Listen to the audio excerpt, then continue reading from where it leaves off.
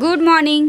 तर मी सकाळचे ना 5:20 झालेत. मी माझ्याच घरी आहे आणि सोयाबीनची भाजी करते मिस्टरांच्या टिफिनला आणि मुलाच्या टिफिनमध्ये. तोसुद्धा 6:15ला बस येते त्याची, तो जातो. तर कशी वाटते भाजी नक्की सांगा. सोयाबीनची भाजी आहे. माझ्या मुलाला आणि माझ्या मिस्टरांना ही भाजी खूपच आवडते.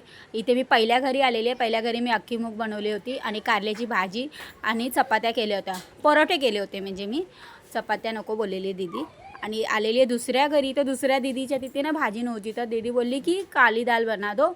तर मी अशी साधी बनवली, काही नाही केलं. आणि इथे मसाला पराठा केला होता नाश्त्यामध्ये. त्यांना ना माझ्या हाताचा मसाला पराठा खूप आवडतो, नेहमी तेच बनवायला सांगते. आणि चपात्या केल्या होत्या 11.